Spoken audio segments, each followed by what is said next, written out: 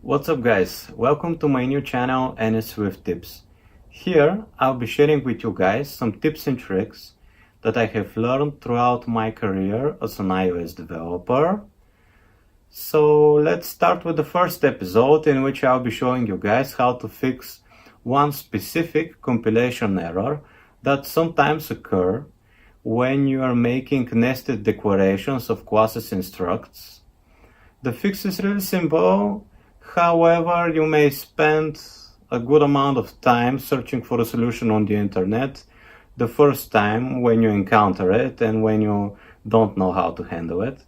So let's jump into Xcode, where I can show you how to deal with this error. So I have just created a test project here in which I'll show you how you can define nested classes and what compile issues you can have with them. So yeah, let's start by first adding a file in which we'll write the code.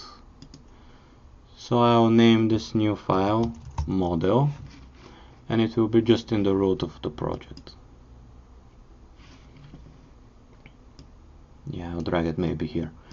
So imagine that this thing that we're building will be an app for communication in between neighbors of one neighborhood, let's say. So it makes sense for such an app to have classes and data structures like, let's say, a class neighborhood,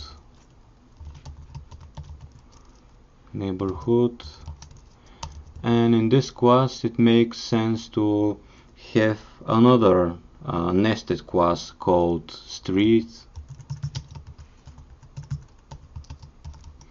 and in this class it makes sense to have something else like, let's say, house. Maybe inside the house we can have data structure like floor, maybe. Yeah, I'm over exaggerating it here, but I really want to show you how and when you can have such an errors. And then inside let's have also class room, like that. So as you can see, there are a lot of nested definitions here, and if you were to write code here in room, it will be so like far away from the beginning of the line that it's inconvenient. So one thing you can do, like if you try to build it now, you'll see that it all passes nicely. Yep, it's all fine, as you can see. But now let's make it a little like more convenient to be to write code there in some of the nested classes. So I can have an extension of the class neighborhood like that, and define the rest in this extension. And the same thing can apply for the class neighborhood.street. I can put the definition of house here, and also like I can, yeah, you got the idea. I mean, I can get them in extensions like that, house, and declare in separate extension the every other level of this nested chain: neighborhood, street, house, floor, and let's have the room defined there. Yep, like that. So all good now. We have dealt with the issue of writing code in the middle of the file, like really far away from the beginning of the line. But now another issue that may occur is that when we try to write code here, you see how this file will get like really gigantic, because these classes can contain a lot of logic about them. So the next step to really make it easier to read and work on is to create new files for every individual nested class. So let's say I may have a file called street,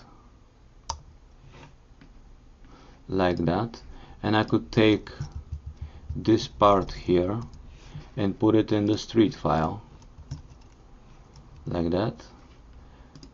I can also have another file called house, like that, and I could take this and define it there, like that. Yeah, the same applies for the rest. For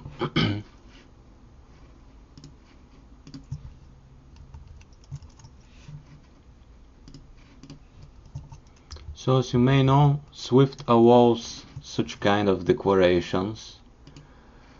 It can all should work fine in the end. I will show you if there are issues how you have to fix them.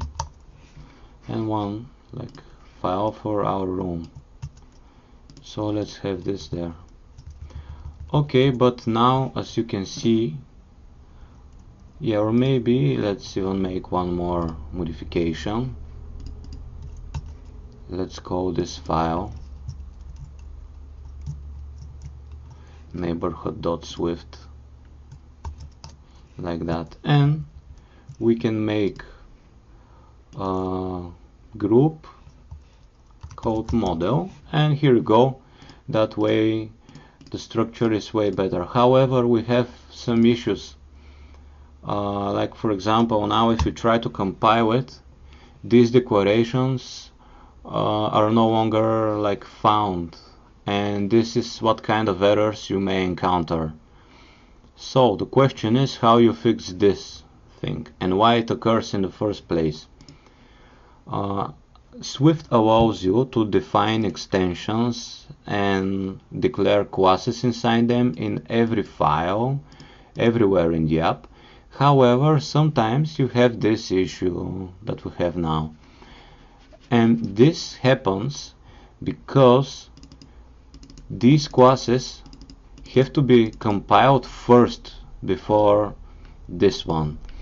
And Swift has a lot of optimizations and its linker is pretty advanced. However, it still struggles with these things, and the way you can fix that and make it recognize it is when you go to your project file, build settings, or actually build phases, and go to compile sources, and this is the order in which your files are compiled.